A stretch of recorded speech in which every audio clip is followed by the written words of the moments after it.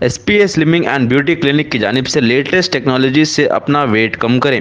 हमारे पास skin and pimples के लिए भी कई ट्रीटमेंट्स है, तो देर किस बात की। SPA slimming and beauty clinic से अभी रब्ता करें। हमारा एड्रेस है beside Agarwal Sweet House Lane, JN Road, Abids, Hyderabad. Chairman A18 Telangana news Mohammed Azam Ali. तनकीद के जवाब में रेवंत रेड्डी की हुकूमत ने कांग्रेस हुकूमत के अहम इक़दाम के लिए अडानी फाउंडेशन से 100 करोड़ रुपये का डोनेशन कबूल न करने का फैसला किया है। सीएम रेवंत रेड्डी ने बीआरएस के वर्किंग प्रेसिडेंट केटीआर और साबिक सीएम केसीआर पर तनकीद की और गौतम अडानी के साथ उनकी तस्वीर शेयर की। उन्होंने कहा कि बीआरएस लीडरों ने अडानी के साथ फ्लाइट्स में सफ़र किया। केसीआर के बरक्स मैं अडानी के सामने नहीं झुकूंगा। केसीआर की तरह हमने अडानी से कोई फ़ायदा नहीं उठाया। बीआरएस के अडानी के साथ कई कॉन्ट्रैक्ट्स और एग्रीमेंट्स है और अब हम पर इल्ज़ाम लगा रहे हैं। सरमायाकारी के मामले में किसी को नाजायज़ फ़ायदा नहीं देंगे। ये बीआरएस था जिसने अडानी को ज़मीनें अलॉट की। वो 2023 में इख्तिदार खो बैठे। उन्होंने 2024 में डिपॉजिट खो दिए। अब वो अपना दिमाग खो। ఎవరు ఇప్పుడు వాళ్ళు ప్రభుత్వంలో ఉన్నప్పుడు వాళ్ళు చేసిన ఒప్పందాలు చాలా ఉన్నాయి. వాటి వివరాలన్నీ నేను ఇస్తా.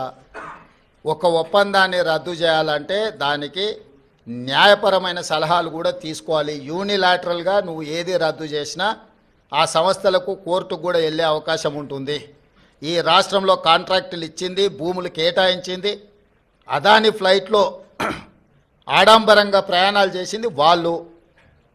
కాబట్టి ఈరోజు రాష్ట్ర ప్రభుత్వం రాహుల్ గాంధీ గారు చెప్పిన విషయాన్ని నేను ముందే ప్రస్తావించిన. రాష్ట్రంలో పెట్టుబడులు పెట్టడానికి ఇతరులకున్న అవకాశము అందరికీ ఉంటుంది. పెట్టుబడుల విషయంలో ఎవరికి మినహాయింపులో లేకపోతే ఎవరికో అప్పనంగా ఆయాచితంగా కట్టబెట్టే విధానము ఉండదు.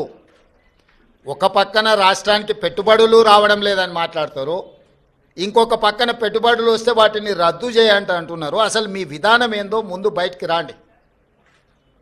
నేషనల్ హైవేస్ కావచ్చు, లేకపోతే డేటా సెంటర్లు కావచ్చు, ఇతర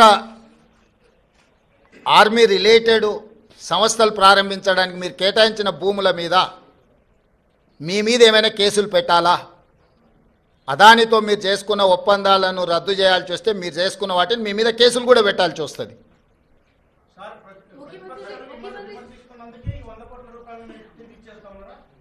ఎవరు చెప్పిండ్రు? రాంబాబు ప్రెస్ మీట్ విననట్టు ఉన్నాడు. మొత్తం విను ఒకసారి. మళ్ళీ నేను ఇంతకుముందు ఏం చెప్పినా